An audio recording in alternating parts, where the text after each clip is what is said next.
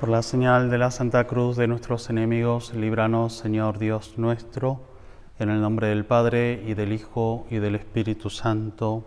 Amén. Señor mío y Dios mío, creo firmemente que estás aquí, que me ves, que me oyes. Te adoro con profunda reverencia. Te pido perdón de mis pecados y gracia para hacer con fruto este rato de oración. Madre mía Inmaculada, San José, mi Padre y Señor, Ángel de mi guarda, intercedan por mí.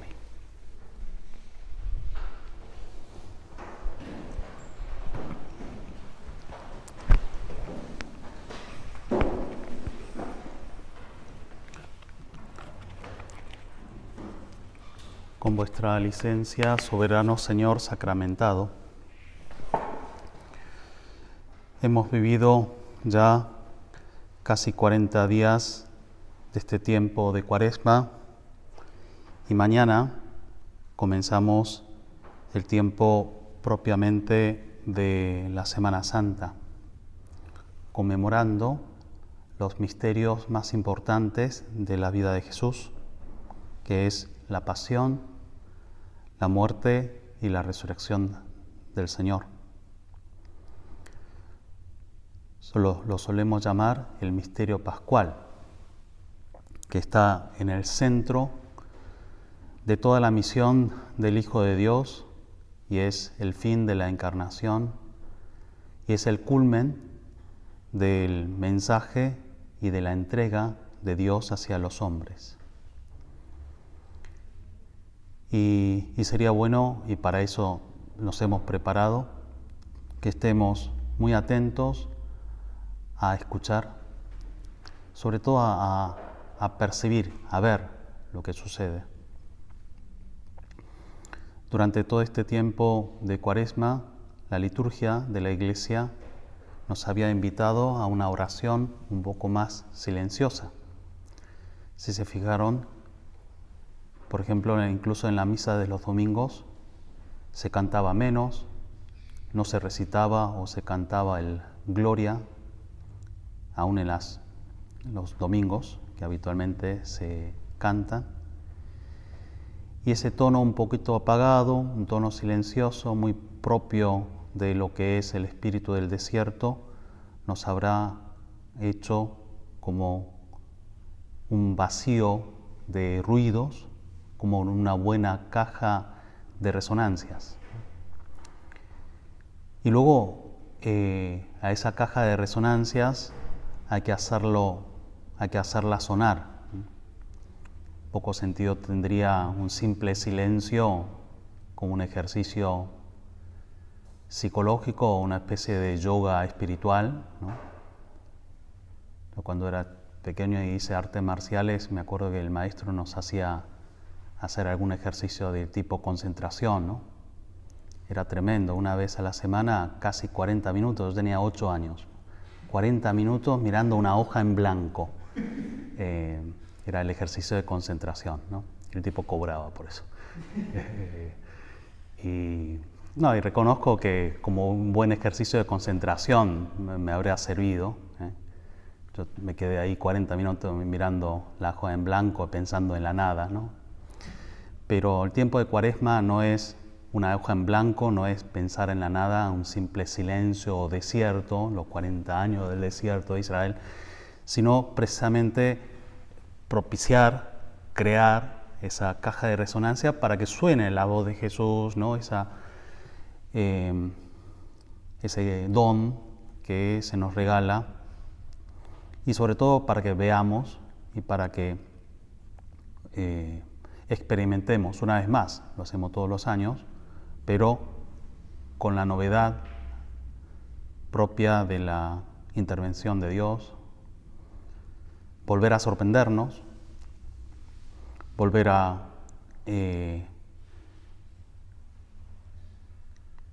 palpar lo que significa ese abismo infinito del amor de Dios hacia los hombres y que crezcamos en esta Semana Santa en el amor a Dios y en el amor a los demás, ese es el fin. La liturgia no solamente recuerda, sino verdaderamente representa. Algunos teólogos suelen explicar el sentido de todos los sacramentos en realidad, pero especialmente la celebración de la Semana Santa como una ventana en el tiempo. Ahora con muchas historias así de ficción, ¿no? Sobre el viaje en el tiempo, que es un recurso relativamente frecuente en algunas películas de aventura, uno se hace la idea de lo que es una ventana en el tiempo. Y lo que en la imaginación de los hombres se queda en unas historias más o menos complejas, se da realmente esa ventana en el tiempo cuando nosotros celebramos desde la entrada triunfal a Jerusalén, que celebraremos mañana, a la oración de Jesucristo en el huerto, a la celebración de la última cena y la cruz, el camino del Vía Crucis, el acto de entrega del Hijo hacia Dios Padre, de la muerte y el silencio del Sábado Santo, hasta el domingo de la resurrección, de la gran esperanza. No tenemos que ir como quien ve una película que ya conoce, aunque es una película que ya conocemos, porque esta novedad, esta ventana en el tiempo hace que realmente la gracia vuelve a actuar. Y cuando cantamos mañana con toda la iglesia, con todo el mundo, bienvenido Señor, hosana en las alturas, y bendiciendo los ramos de olivo y cantando la gloria y la alabanza al Señor, realmente le estamos agradeciendo y luego recordando la pasión de Jesús. Mañana es el domingo de pasión, aunque se vuelve como a celebrar más propiamente el sábado, el Viernes Santo, en la liturgia, que no es misa, porque no hay Eucaristía el viernes, no hay celebración de misa el viernes, sino es la ceremonia de la pasión. Allí se lee toda la pasión de San Juan, mientras que el domingo se lee la pasión de los sinópticos, de los primeros 3 evangelios. Y cuando leemos de cómo Jesucristo padeció por nosotros,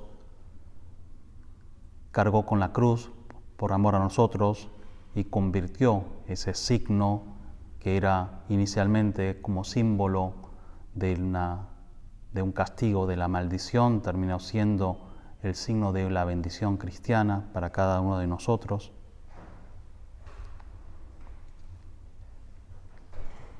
Y con mucha fe y esperanza y sobre todo con mucha piedad, acerquémonos a recordar, a celebrar cada uno de los pasos que la liturgia, la Iglesia nos propone como una buena madre, y vamos a poder contemplar. Y es un lindo ejercicio de una verdadera contemplación espiritual. La contemplación no consiste en una mera mirada más o menos fija en algo, sino implica una mirada abierta, una mirada comprometida, sobre todo una mirada amorosa. La mirada del espectador. La pasión del Señor la siguieron prácticamente todos los habitantes de Jerusalén. No era nada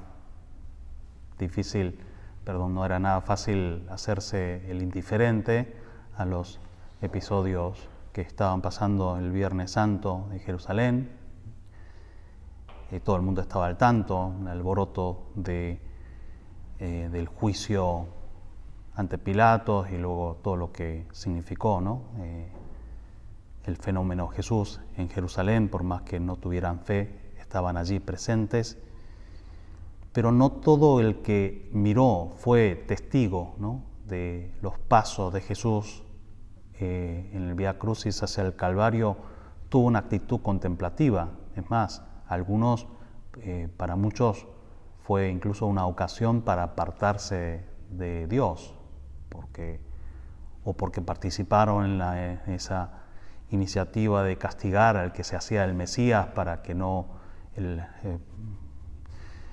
el Imperio Romano no les castigara, ¿no?, por tener un rey aparte del aprobado, que era Herodes, o para otros que tenían una cierta esperanza en una misión mesiánica de Jesucristo, de recuperar, ¿no?, el reino como el de David y ver a un Jesús derrotado físicamente y tan demacrado, más bien habría sido motivo de tristeza. Pero, sin embargo, hubo personas en ese Vía Crucis que vivieron la Semana Santa con una verdadera actitud de contemplación, y para ellos realmente fueron momentos de enamoramiento, momentos de deslumbramiento, sobre todo momentos de una verdadera transformación. Si nos fijamos en Santa María, por ejemplo, que es un personaje importante, esencial en el Vía Crucis. Ayer celebrábamos Santa María de los Dolores, y como la Virgen Santa, si bien cuando tuvo a Jesús, al haber sido Inmaculada Concepción, no tuvo los dolores propios de un parto normal, sí, para engendrar a cada uno de nosotros, participó de la pasión del Señor con un dolor incomparable a otros dolores físicos. Pero Santa María, estando presente allí, siempre cerca de Jesús y adhiriéndose completamente a la voluntad de Dios Padre, estuvo amando y estuvo consolando y estuvo acompañando y estuvo sufriendo con Jesús, con la mirada fija, una mirada amorosa, una mirada obediente y una mirada de fe, de confianza, sufriendo y sin saber por qué sucedía lo que sucedía, pero sin embargo con una gran esperanza que solamente la fe la puede dar. Y solamente a través de esa mirada de la Virgen podemos contemplar el misterio de Jesucristo y mirarlo con amor, ¿no? Algunos lo mirarían con desprecio, otros lo mirarían con resentimiento, otros lo mirarían quizás con desánimo, ¿no? Vos que te hacías el Mesías, algunos se mofarían, otros dirán, qué pena, ¿no?, este tipo que tanto nos había prometido y fracasó, ¿no? Qué pena, qué lamentable, ¿no? Pero la Virgen no, la Virgen dice, no entiendo cómo se va a dar todo esto, pero confío que se va a dar, ¿no?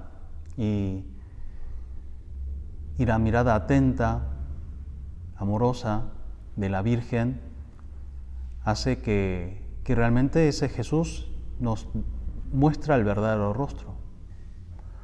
Un segundo personaje en el que nos podemos fijar es la Verónica.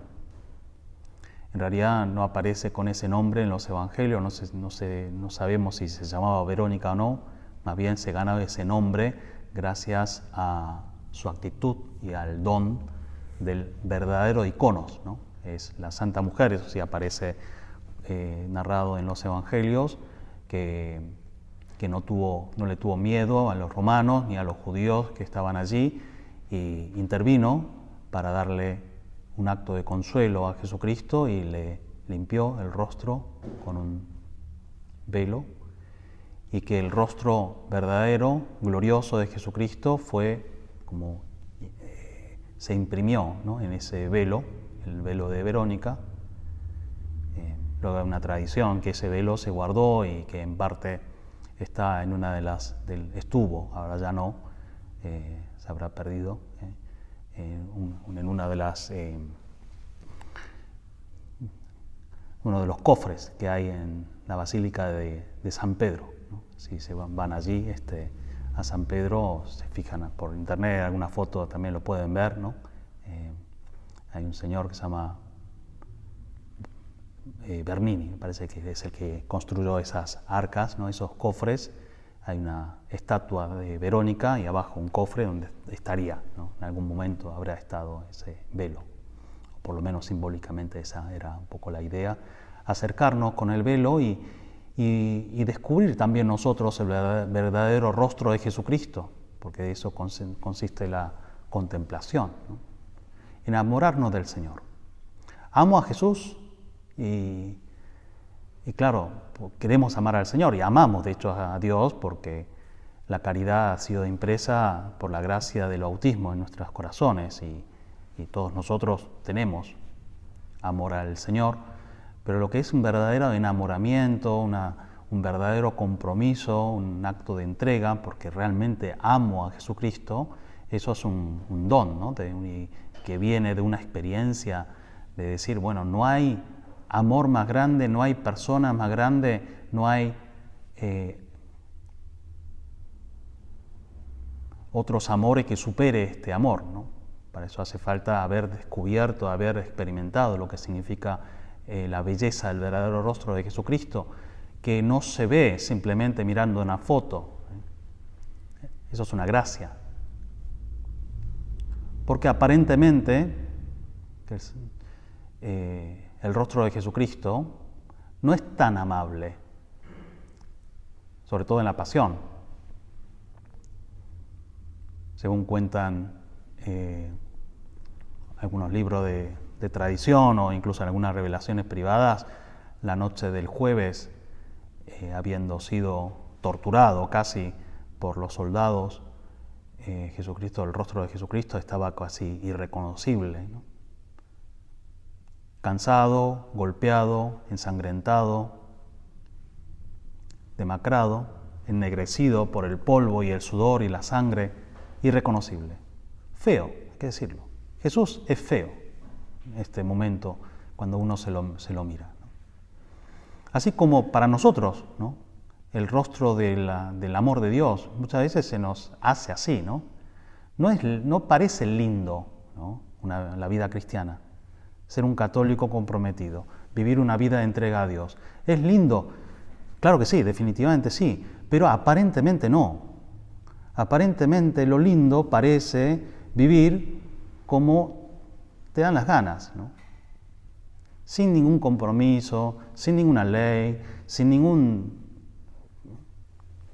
promesa, sin que Dios se meta en nuestras vidas, gozar de los placeres del mundo, hacer lo que se me canta, eso parece más lindo, ¿no? Y ir a misa, confesarse, ayudar a los necesitados, aguantarme a la gente que no me cae bien y la vida de esfuerzo, la vida de sacrificio, la vida de oración, la oración de las 7 de la mañana, la pequeña mortificación o aguantarme, no sé, el defecto de un familiar, etcétera, etcétera. Eso es la vida de compromiso. Si yo digo, esto es lindo, y aparentemente no. Aparentemente hacer la oración de la mañana es lindo y no me gusta, ¿no? A veces sí, uno puede parecer, tener algún periodo de bonanza espiritual, sobre todo el Señor a veces, sobre todo en los inicios suele dar esos, como llamaba San José María, dedadas de miel, ¿no? Entonces uno dice, qué lindo es hacer oración y uno se imagina una especie de actitud mística, entras a una iglesia y entra el sol por la ventana y el vitró y un rayo de luz, ¿no? Me entra y suena de fondo, ¿no? La música de Bach y uno contempla un pasaje del Evangelio y le sale una oración así toda poética. Digamos, eso puede pasar algunas veces, ¿no?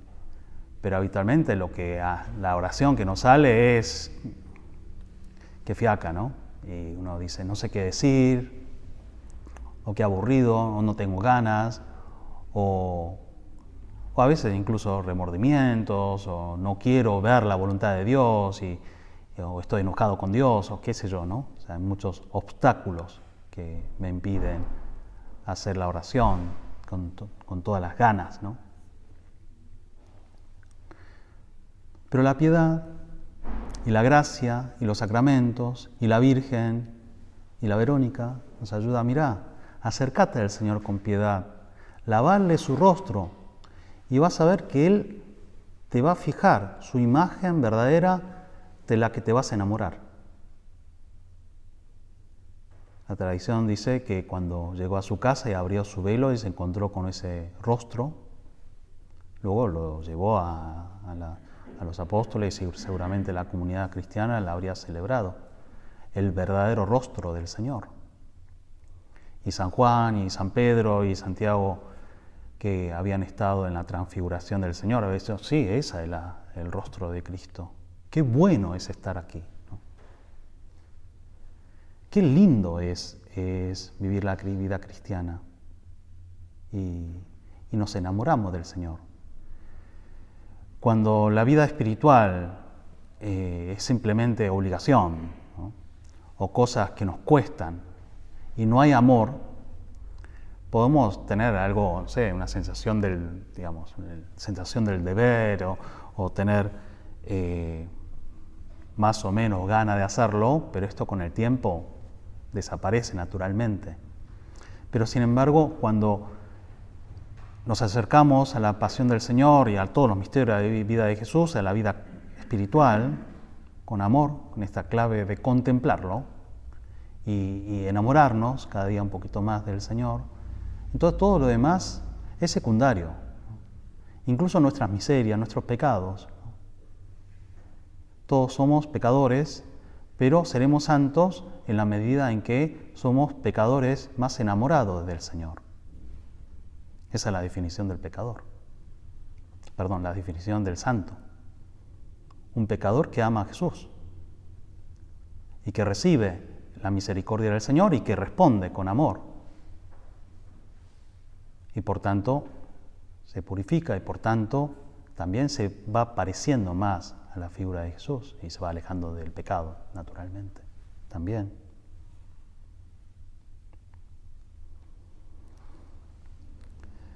Simón de Cirene, otro personaje muy interesante en el seguimiento de la pasión del Señor, que por casualidad estaba allí.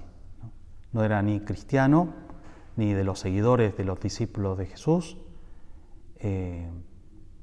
pero como Jesucristo estaba tan cansado y los soldados querían acabar todo eso, pues también les apuraban para que no durara tanto tiempo, porque los sumos sacerdotes y los judíos más observantes de la ley querían celebrar la Pascua después de que se murieran los ajusticiados, los criminales. Entonces, dale, que se apuren, y como Jesucristo iba lento, le piden a este señor que se llama Simón, de una ciudad que se llama Cirene, para que le ayude a llevar la cruz del Señor, ¿no? Y en ese momento Simón habría dicho, no, ¿por qué yo? Yo no tengo nada que ver, ¿no? No soy ni apóstol ni discípulo, más quizás me suena un poco, pero aparte soy extranjero, era de Cirene, ¿no?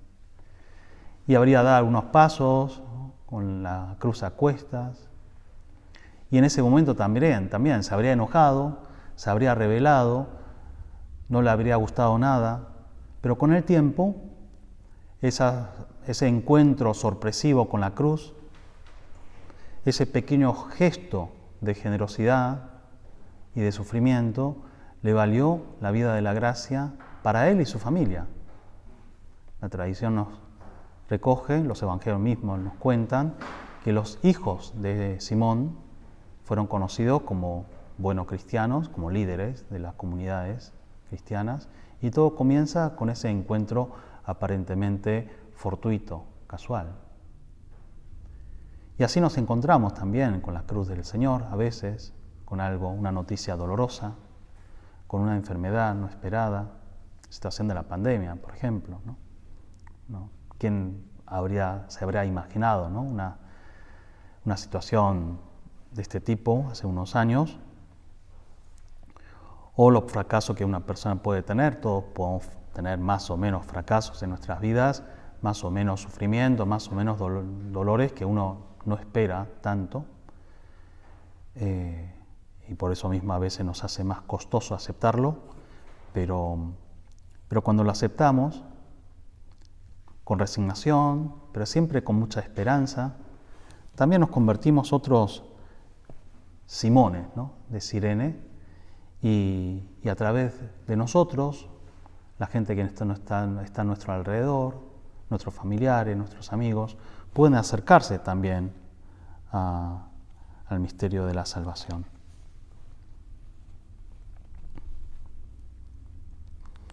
San Juan, el único apóstol que en realidad siguió de cerca y que pudo contemplar desde su mirada inocente, generosa, audaz y valiente, porque estuvo muy cerca, seguramente, de Jesucristo en la última cena. Y un pequeño detalle que parece más simbólico, pero estuvo muy al unísono del Sagrado Corazón de Jesús. En su Evangelio cuenta que se acostó casi sobre el pecho de Jesús y que podía escuchar su corazón. Era el discípulo amado. No solamente amaba a Jesús, sino quería amar todo lo que amaba el Señor. Por eso es el apóstol de la caridad y por eso en sus cartas nos sigue insistiendo: amen los unos a los otros. Este es el mandamiento nuevo que Jesucristo nos dio. Y la mirada de la contemplación que nos facilita, que nos propone San Juan, el discípulo amado, es la mirada de la caridad. La piedad no nos hace unos tipos más o menos místicos encerrados en una iglesia, sino hombres que verdaderamente viven la caridad y están muy atentos a la necesidad de los demás, sobre todo la gente que más cerca está, ¿no? Nuestros familiares, nuestros amigos y todo aquel que necesita nuestra atención, nuestra oración, nuestra ayuda, nuestro servicio.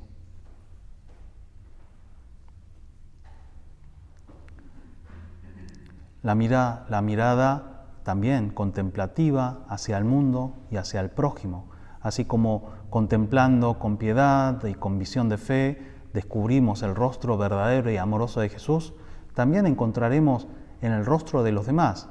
Así como te cuento que el rostro de Jesucristo por momentos no es nada amable, mucho menos también amables son los rostros de la gente que nos rodea, porque tienen defectos y porque a veces nos caen mal y porque a veces no tenemos ganas simplemente, ¿no? Y esto de distancia social hace que cada uno se encuentre unas burbujas personales más de egoísmo que sanitarias, ¿no? Y es un peligro, ¿no?, que vivamos en una burbuja egoísta, ¿no? Que en la medida de lo posible, con toda la prudencia y con el sentido común, ¿no?, con sentido común, y la caridad, estemos muy atentos a rezar, a acompañar, a ayudar en esta Semana Santa y hacer mucho apostolado, ¿no? Este año por lo menos no van a decir que es la semana del turismo, la Semana Santa, pero sí es una semana en la que la gente la puede pasar para descansar, para pasarla en familia, cosa que no está nada mal, también nosotros lo vamos a hacer, pero hagamos mucho apostolado de Semana Santa. Recordémosle a nuestros amigos, a la gente que nos rodea, que lo importante que no es que estemos 3 días o 4 de una semana entera de vacaciones o descansando, durmiendo un poquito más o no trabajando, sino que nos fijemos en lo que está sucediendo en el mundo, en la iglesia, que es que se abre esta ventana del amor de Dios hacia los hombres. Esto es lo que nos va a dar esperanza. A pesar de todo, a pesar de que haya cruces, a pesar de que haya sufrimientos, malas noticias, en el fondo todo sirve para el bien de los que aman a Dios. Y vamos a poder saludarnos con una sonrisa mucha más esperanzadora. Feliz Pascua de Resurrección. feliz esperanza de que después de toda muerte viene esa resurrección, porque la gracia de Dios, el amor de Dios va a volcarse en los corazones de cada uno de nosotros. Te doy gracias, Dios mío, por los buenos propósitos, afectos e inspiraciones que me has comunicado en esta meditación. Te pido ayuda para ponerlos por obra.